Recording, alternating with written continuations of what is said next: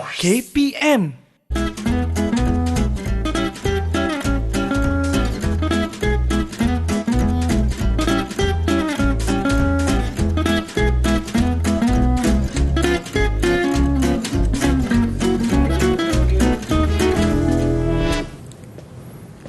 Hai, Assalamualaikum. Salam sejahtera kepada semua yang sedang menyaksikan Didik TV KPM bersama saya, pengacara anda, Irfan Syahmi. Untuk hari ini, kita sama-sama dalam rancangan pentaksiran sumatif dan pastinya kita akan bawakan seorang tetamu yang cukup hebat, cukup istimewa. Siapakah beliau? Kita saksikan dulu profil tetamu kita.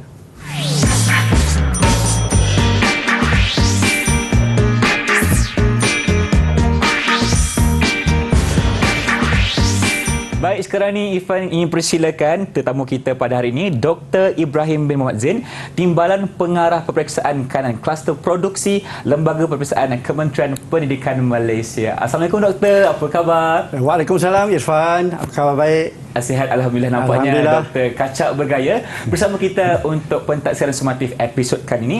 Dan untuk itu kita juga bersama dengan seorang jurubahasa isyarat. Kita persilakan Cikgu Suhaili Abdul Ghani dari SK Pendidikan Khas Jalan Batu, Wilayah Persekutuan Kuala Lumpur. Terima kasih Cikgu untuk bersama kami hari ini. Jadi Dr. Ibrahim, hari ini kita dalam rancangan pentaksiran sumatif, pastinya kita akan bawakan diskusi berkaitan dengan pendidikan di negara kita. Jadi apa kata Doktor? Kita mulakan sekarang. Okay. Assalamualaikum warahmatullahi wabarakatuh. Salam hormat para penonton yang dihormati sekalian. Terima kasih Irfan. Hari ini kita berpeluang untuk mendengar sedikit sebanyak tentang dasar dan pemerkasaan PBS, dan saya nak memberikan fokus kepada nanti ujian akhir sesi akademik. Untuk pengetahuan semua penonton, pada 28 April 2021, Mesyuarat Jemaah Menteri telah memansuhkan ujian pencapaian sekolah rendah mulai tahun 2021. Dan serentak dengan itu juga pemerkasaan pentaksiran berasaskan sekolah juga diperkenalkan, diperkasakan dan dipatuhi mulai tahun 2021. Seterusnya, pada 1 Jun 2022, Mesyuarat Jemaah Menteri juga telah memansuhkan pentaksiran tingkatan 3 ataupun dikenali sebagai PT3. Susulan itu juga, KPM akan memperkasakan pelaksanaan PBS. Okey, seterusnya kita lihat bahawa ekoran daripada pemansuhan kedua-dua UPSR dan juga PT3, Lembaga Peperiksaan telah mengeluarkan surat siaran Lembaga Peperiksaan Bilangan 1 2021 tentang pemansuhan UPSR dan juga pemerkasaan PBS mulai tahun 2021. Begitu juga pada tahun 2022 juga Lembaga Peperiksaan telah mengeluarkan surat siaran Bilangan 2 2022 dengan tujuan yang sama, iaitu pemansuhan PT3 dan pemerkasaan PBS. Mulai juga pada tahun ini, iaitu tahun 2022. Okey, serentak dengan itu, kita sudah lama diperkenalkan dengan pentaksiran bilik darjah atau PBD. Dalam PBD, untuk pengetahuan semua, kita ada formatif dan juga PBD sumatif.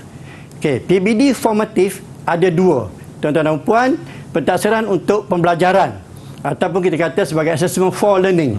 Yang ini ialah apa yang guru telah buat selama ini dalam bilik darjah, seperti latihan harian yang diberikan, tugasan-tugasan mingguan yang telah diberikan oleh guru kepada murid-murid kita, serta soal jawab, perbincangan yang dilaksanakan semasa PDP berlangsung. Itu adalah pentaksiran untuk pembelajaran. Di satu lagi ialah PBD formatif, ialah pentaksiran sebagai pembelajaran ataupun assessment as learning. Okay, yang ini ialah pentaksiran yang bersifat kendiri, di mana murid-murid boleh membuat refleksi tentang pembelajaran yang telah dilaksanakan oleh guru dalam kelas. Dan juga kadang-kadang tu pentaksiran ini boleh juga dilaksanakan oleh kawan-kawan ataupun oleh rakan sekelas mereka tentang diri kita.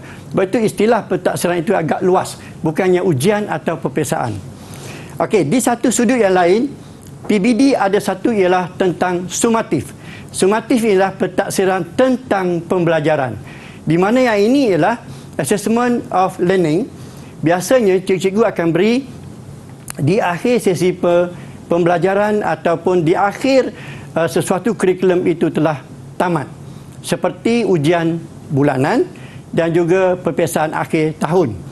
Jadi di sinilah saya ingin memperkenalkan bahawa Kementerian Pendidikan Malaysia akan memperkenalkan ujian akhir sesi akademik sebagai memperkasakan lagi PBD dan juga PBS yang akan ditaksir mulai tahun 2022 dalam sesi akademik 2022 dan 2023. Jadi ujian akhir sesi akademik ini ialah merupakan ganti kepada peperiksaan akhir tahun yang sedia ada. Okey, kenapa kita mengatakan bahawa kita nak memperkasakan PBD? Samalah hasratnya dengan memperkasakan PBS. Sebab PBD adalah sebahagian komponen daripada PBS. Yang pertama, kita nak memperkembangkan lagi pencapaian dan juga potensi murid kita. Di mana melalui ujian akhir sesi akademik ini, setiap tahun daripada tahun 4, 5 dan 6 sekolah rendah dan juga di tingkatan 1, 2 dan 3 sekolah menengah, kita akan semak mereka dari segi potensi, pencapaian dan juga perkembangan murid. Dari segi penguasaan dalam mata pelajaran tertentu. Yang kedua, kita nak memberi autonomi kepada pihak sekolah di mana pihak sekolah akan melaksanakan pentaksiran ataupun ujian akhir sesi akademik ini secara tersendiri, menyediakan jadual sendiri dan melaksanakannya dengan peraturan dan juga peraturan yang disediakan sendiri oleh pihak sekolah, bukannya dikawal oleh kementerian ataupun pihak lain. Yang ketiga, kita nak memperkasakan PBS melalui ujian akhir sesi akademik ini, nak menaik tarafkan atau mengiktirafkan profesional keguruan, di mana guru-guru kita mampu menyediakan instrumen ataupun kita kata soalan-soalan yang berkualiti melalui sistem yang saya akan perkenalkan nanti. Di situlah kita nampak guru kita sangat berpotensi, sangat berkemahiran dalam menyediakan instrumen ataupun item ataupun kita kata soalan-soalan dalam ujian akhir sesi akademik. Dan yang akhirnya melalui penambahbaikan PBS ini, kita nak memperkasakan lagi instrumen yang sebagaimana saya sebutkan tadi. Baik. Berbeza dengan yang dulu. Yang keduanya sistem. Kita akan menggunakan satu sistem dari segi membina item dan juga pelaporan dan sebagainya. Begitu juga dengan pengoperasian yang kita akan bincangkan sekejap lagi, dan juga jelas sekali lah pelaporan PBS itu akan ada pelaporan dalam bentuk PBD formatif dan juga PBD sumatif. Itu yang kita kata nak memperkasakan lagi PBS melalui PBD dan ujian akhir sesi akademik. Baik, terima kasih Dr. Ibrahim. Irfan ada soalan kepada doktor. Apakah yang akan diukur dalam ujian akhir sesi akademik sebenarnya? Okey, di dalam ujian akhir sesi akademik, kalau kita lihat, kita tengok PBD. Dia ada dua. Satunya ialah formatif dan satu sumatif. Betul. Dalam ujian akhir sesi akademik, dia bersifat PBD sumatif. PBD sumatif ini adalah di akhir sesi pengajaran dan pembelajaran ataupun di akhir sesi akademik.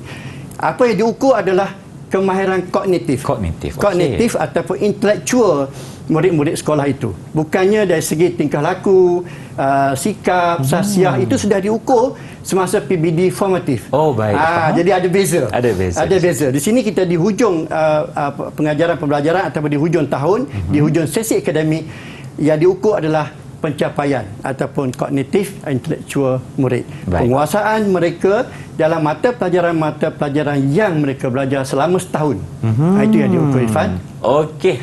Baik, terima kasih doktor atas penerangan yang telah diberikan. Kita sudah jelas bahawa telah berlaku pemansuhan terhadap UPSR dan juga Peti 3, dan kita KPM telah pun mendatangkan ujian akhir sesi akademik untuk sama-sama kita berjaya dalam peperiksaan nanti. Jadi mungkin doktor ada lagi sedikit perkongsian untuk segmen pertama ni. Okey, kalau kita tengok di paparan murid yang terlibat, tidak semua murid yang terlibat. Betul.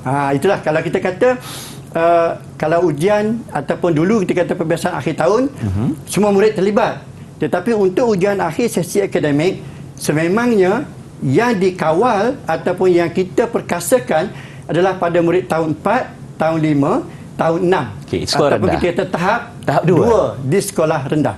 Dan pada murid tingkatan 1, tingkatan 2 dan tingkatan 3 di sekolah menengah rendah. Namun begitu, bagi kelas-kelas lain ataupun tingkatan-tingkatan lain, mereka tetap akan menduduki ujian ataupun peperiksaan yang dikendalikan oleh pihak sekolah sendiri. Baik. Cuma je bagi 3 tahun sekolah rendah dan 3 tahun sekolah menengah ini yang kita perkasakan di peringkat kementerian.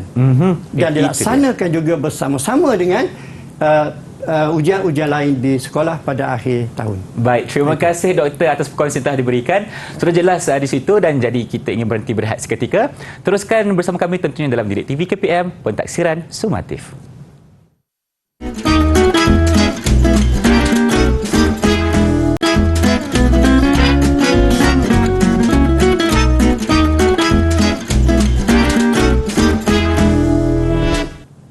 Inilah dia Pentaksiran Sumatif di saluran Didik TV KPM bersama saya Irfan dan tentunya Irfan bersama dengan Dr. Ibrahim pada hari ini.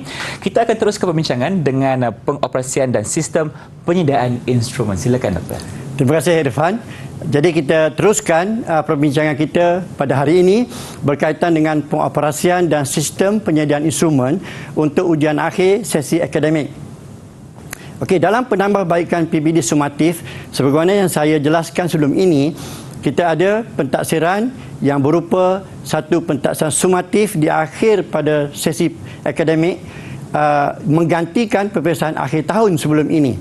Pertama. Yang keduanya, untuk ujian akhir sesi akademik ini, kita akan menyediakan bank soalan yang banyak untuk memastikan bahawa murid-murid dan setiap sekolah di Malaysia, sekolah rendah dan sekolah menengah, mendapat bekalan yang mencukupi dan juga kita harapkan instrumen ini dapat diguna pakai sebaik-baiknya. Yang kedua. Yang ketiganya, dari segi pembinaan instrumen ini, kita pihak sekolah boleh menjana instrumen sendiri nanti. Itu keistimewaan bagi ujian akhir sesi akademik. Dan juga pelaksanaan ujian ini boleh berlaku di sekolah mengikut kesesuaian sekolah yang dikatakan lebih fleksibel dari segi tempoh pelaksanaannya. Walaupun begitu, kementerian akan memberikan tempoh sesuai kepada setiap sekolah untuk melaksanakannya lah. Adakah sekolah wajib mengikuti ataupun boleh mengikut flexibility? Okey, sekolah boleh mengikuti flexibility dalam tempoh yang kita berikan. Baik. Sebab penjanaan instrumen itu akan berlaku dalam tempoh yang kita berikan itu. Terima kasih Doktor. Okey, terima kasih Irfan atas soalan yang dikemukakan. Okey, dari segi instrumen, kita dapat janakan melalui satu sistem iaitu aplikasi pengumpulan dan pemasangan instrumen ataupun APPI, sama ada instrumen ataupun panduan penskoran. Dua-duanya boleh dijana nanti oleh pihak sekolah. Manakala ujian akhir sesi akademik akan terlibat ialah 20 mata pelajaran di peringkat menengah rendah dan 5 mata pelajaran di peringkat sekolah 20 mata pelajaran menengah rendah dan 5 mata pelajaran di peringkat rendah. Tahap 2. Tahap 2, iaitu tahun 4, 5 dan 6. Kemudian jenis ujian yang kita akan perkenalkan adalah hanya dalam bentuk ujian bertulis sahaja. Manakala komponen lain yang dilakukan adalah di peringkat sekolah sendiri. Di peringkat guru-guru dengan murid mereka sendiri dalam PBD dan juga dalam ujian-ujian yang sama dengan ujian akhir sesi akademik. Okey, pentadbirannya sebagaimana saya sebut tadi juga ialah tempoh akan ditetapkan oleh kementerian, tetapi di jadual peperiksaan ataupun jadual ujian itu akan diselaraskan di peringkat sekolah masing-masing. Okey, inilah paparan tentang mata pelajaran menengah rendah. Kita ada 20 mata pelajaran yang akan terlibat dengan ujian akhir sesi akademik, di mana instrumen dan juga panduan perskoran akan dijana mengikut mata pelajaran ini dan yang ada di sekolah masing-masing. Untuk pengetahuan semua penonton bahawa tidak semua sekolah ambil 20 mata pelajaran. Kita pun faham. Jadi beberapa sekolah akan ambil beberapa mata pelajaran dan juga akan ambil mata pelajaran ada di sekolah itu sahaja. Itu ialah konsep ujian akhir sesi akademik. Okey, seterusnya kita lihat juga mata pelajaran sekolah menengah rendah.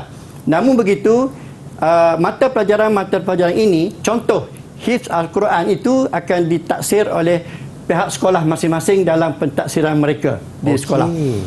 Itu lain sikit daripada ujian akhir sesi akademik. Manakala bagi seni muzik, seni visual, seni tari dan seni teater, ini mata pelajaran yang akan ditaksir berterusan. Atau kita kata tadi PBD formatif, berasas kepada DSKP di sekolah seni. Di sekolah seni. Sekolah seni ini. Sekolah seni Malaysia akan menggunakan mata pelajaran ini untuk mereka. Okey, seterusnya kita ada mata pelajaran sekolah rendah ataupun kita tahap 2 tahun 4, 5 dan 6 tadi ialah kita nak bahasa Melayu, bahasa Inggeris, matematik dan sains. Ini 4 mata pelajaran utama sebagaimana dalam UPSR yang lalu. Tetapi kita tambah satu lagi mata pelajaran, Irfan, iaitu sejarah. Itu mata pelajaran sejarah. Kenapa sejarah kita pentingkan? Kita masuk dalam ujian akhir sesi akademik supaya ada kesetaraan di peringkat kementerian. Tujuannya adalah sebab sejarah ini kita nak memupuk jati diri pelajar kita. Sangat penting pada kita, pada saya untuk kita kata semangat patriotik dan ini baru kemerdekaan dan sebagainya.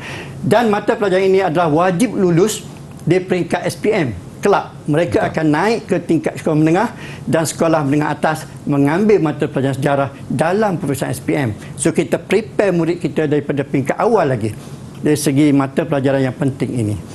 Okey, seterusnya ini satu pelaporan. Pelaporan dalam ujian akhir sesi akademik tidak lagi menggunakan pakai pelaporan berbentuk grade ataupun ABC, markah ABC dan sebagainya. Kita guna tahap penguasaan. Jadi setiap tahap penguasaan kita ada 6. Tahap penguasaan 1, 2, 3 sampai 6 diikuti dengan penyataan deskriptif ataupun deskriptor. Kita nyatakan bahawa setiap tahap penguasaan itu ada beza. Tahap 1 sampai tahap 6 itu dibezakan dengan deskriptif atau deskriptor yang kita akan sediakan bagi semua mata pelajaran yang ada yang kita perkenalkan tadi. Baik, Doktor. Okey, kita pergi pula kepada peranan. Ini peranan JPN dan juga PPD, Jabatan Pendidikan Negeri dan Pejabat Pendidikan Daerah kita. JPN dan PPD akan menerima surat makluman yang akan dikeluarkan oleh kementerian berkaitan dengan ujian akhir sesi akademik. Khususnya pihak JPN dan PPD digalakkan untuk melaksanakan latihan di peringkat negeri dan juga daerah kepada guru, khususnya dalam aspek pembinaan instrumen ataupun item. Sebab sekarang ni kita sebut tadi kita perkasakan sekolah. Dan juga kita nak memertabatkan, mengiktiraf peranan guru itu dalam profesi keguruan. Maka kita perkasakan itu dari segi peranan JPN dan PPD-nya. Dan JPN dan PPD berperanan juga memastikan semua sekolah boleh muat turun atau download semua instrumen kita dan juga panduan penskoran. Ini yang kita bagi tugaslah sikit kepada PPD kita dan JPN dalam konteks ujian akhir sesi akademik. Dan pihak PPD dan JPN juga boleh melakukan pemantauan bagi menjamin kualiti. Okey, seterusnya peranan pengetua dan guru besar juga, mereka di sekolah-sekolah akan menerima surat makluman daripada JPN dan juga PPD memuat turun jadual kerja dan juga garis panduan untuk pengurusan dan pentadbiran. Kemudian pihak pengetua dan guru besar memastikan pelaksanaan mengikut jadual yang telah ditetapkan oleh pihak sekolah sendiri. Ini istimewa. Dan yang ketiga, memastikan pengurusan pentadbiran dan setiap usaha peperiksaan memuat turun instrumen dan panduan perskoran daripada sistem kita, aplikasi APPI tadi. Okey. Dan juga sebagaimana JPN dan PPD, peranan pengetua guru besar juga perlu menjamin kualiti dari segi pelaksanaan di peringkat sekolah masing-masing itu. Okey, kita pergi lagi. Jurukanan pentadbiran merancang jadual waktu. Sebagaimana kita sebut tadi awal, jadual waktu ujian ini, ujian akhir sesi akademik, dilaksanakan di sekolah dan disediakan di sekolah. Maka pengoperasiannya pihak sekolah yang uruskan, begitu juga SUP akan muat turun. Okey, instrumen dan juga garis panduan. Saya dah sebutkan tadi. Guru mata pelajaran pula. Ini penting. Guru-guru kita yang terlibat dengan ujian akhir sesi akademik, mereka bertugasnya ialah memeriksa kertas jawapan. Tidak lagi mengumpul skrip dan hantar ke kementerian untuk diperiksa. Jadi sekolah masing-masing dapat selesaikan tugas itu. Khususnya dapat melaksanakan penyelesaian skor. Guru-guru digalakkan menyeraskan skor antara kelas-kelas atau tingkatan-tingkatan di sekolah masing-masing supaya kita ada penyelarasan dan juga kualiti dari segi penskoran. Dan yang ketiga, peranan guru mata pelajaran ialah merekod skor atau markah ke dalam sistem yang kita akan sediakan nanti. Ini satu pembaruan yang kita akan kemukakan, yang barulah yang ada nanti kita akan kemukakan. Okey, seterusnya garis masa pelaksanaan. Ini penting kepada rakan-rakan sekolah, guru, murid dan juga ibu bapa. Okey, pada bulan Januari tahun 2023, pada minggu yang kedua, pihak sekolah boleh muat turun dan mencetak soalan-soalan mengikut mata pelajaran yang ada di sekolah, mengikut bilangan murid atau calon yang ada di sekolah, mengikut tahun 4, 5, 6 dan 1, 2 dan 3. 1, 2 dan 3. Yang kedua, pentadbiran ujian boleh dimulakan pada minggu ketiga dalam bulan Januari dan seterusnya lah pada seminggu itu, dan pada minggu yang keempat Januari 2023 boleh muat turun panduan perskoran. Jadi lewat sikit daripada soalan supaya kita tidak berlaku kebocoran dan sebagainya. Kemudian pemeriksaan berlaku, kertas soalan, kertas jawapan murid itu diperiksa oleh guru-guru sehinggalah pada minggu pertama bulan Februari kita bagikan. Itu tempoh dia. Manakala pada minggu kedua dan ketiga Februari, guru perlu masukkan markah atau skor tadi ke dalam sistem yang kita sediakan. Okey, sistem penyediaan instrumen kita ada tadi saya sebut aplikasi pengumpulan dan pemasangan instrumen APPI. Item disumbang oleh guru, dikawal mutu oleh panel berkepakaran yang nama dia ialah ketua penyumbang item dan pegawai di kementerian. Instrumen ini berkualiti tinggi dan of course ada dijana melaluinya berdasar kepada jadual spesifikasi ujian yang kita sediakan dalam sistem, dan instrumen ini insya-Allah berbeza antara sekolah tapi setara dan standard. Itu yang dikatakan sebagai berkualiti tinggi. Okey, proses dalam APPI yang berlaku dalam sistem pembinaan instrumen itu ialah KPM akan menetapkan format, jadual spesifikasi ujian dan standard instrumen. Ketua penyumbang item yang kedua itu dan PI ataupun penyumbang item akan menyumbang item mengikut jadual spesifikasi item. Dan pegawai subjek di kementerian dan juga ketua penyumbang item akan menilai dan mengesahkan item bagi memastikan item itu boleh diguna dan dijana di peringkat sekolah. Of course kita ada sedikit pembayaran nanti kepada panel-panel kita yang item mereka telah disahkan dan diterima oleh kementerian. Dan akhirnya SUP memuat turun instrumen dengan pengawasan guru besar dan pengetua serta penekanan pentadbiran. Okey. Di sikit paparan saya nak tunjukkan bahawa boleh di sini ya. Di peringkat atas ini ialah paparan menunjukkan ketua penyumbang item boleh masuk ke dalam sistem dan ketua penyumbang item boleh menilai item-item yang telah dibina pada awalnya oleh guru mata pelajaran. Kemudian di bawah ini ialah paparan yang menunjukkan setiap usaha peperiksaan sekolah boleh download, muat turun instrumen atau soalan-soalan yang terlibat dengan ujian akhir sesi akademik sahaja. Jadi instrumen yang ada sahaja di sekolah itu yang dipaparkan. Baik. Okey. Dan diberi tempoh bila tarikh aplikasi ini dibuka dan bila tarikhnya ditutup. Supaya itu yang dikatakan awal tadi, kita ada juga masa yang diberi, bukannya bebas untuk kita laksanakan ujian ini. Ikut masa juga. Ikut masa juga. Baik, terima kasih doktor atas perkongsian yang telah diberikan. Bagi Irfan, ini merupakan satu sistem yang sangat sistematik untuk membantu kecemerlangan murid kita di peringkat sekolah. Jom kita berhenti berehat seketika, kembali selepas ini dalam Didik TV KPM.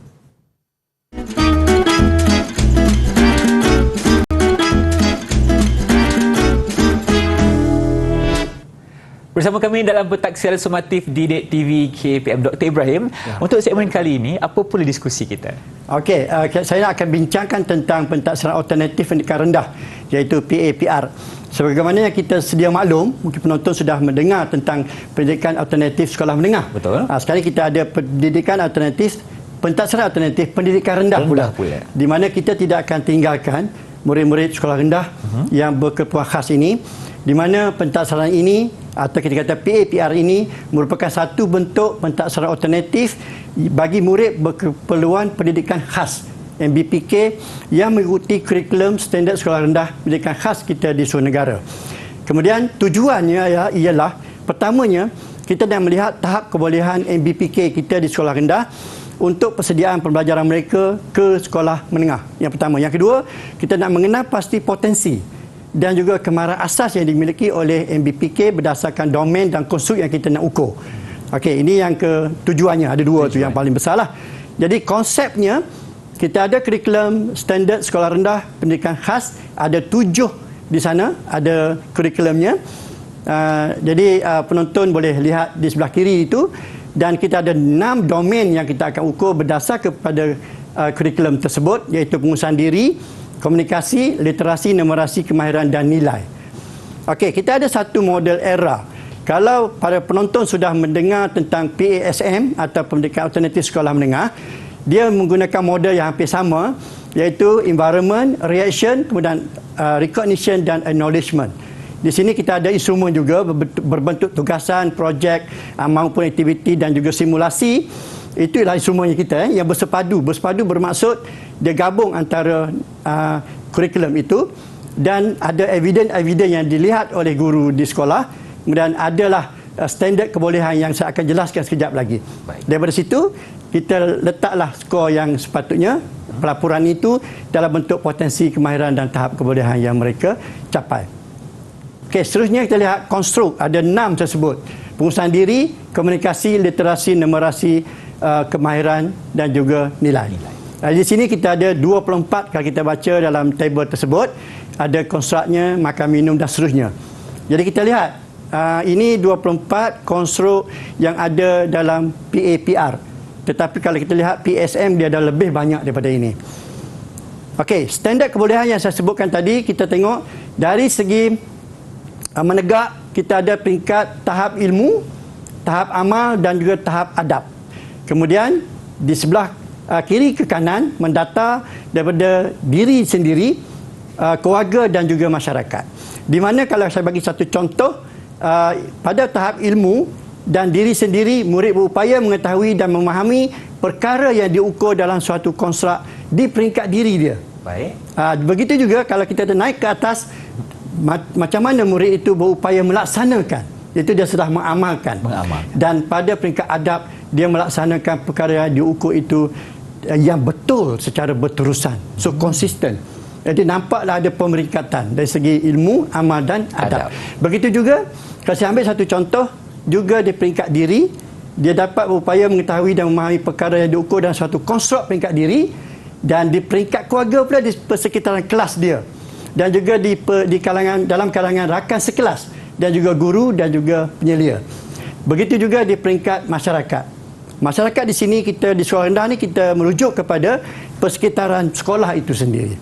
Jadi ada pemeringkatan di peringkat diri, keluarga dan masyarakat.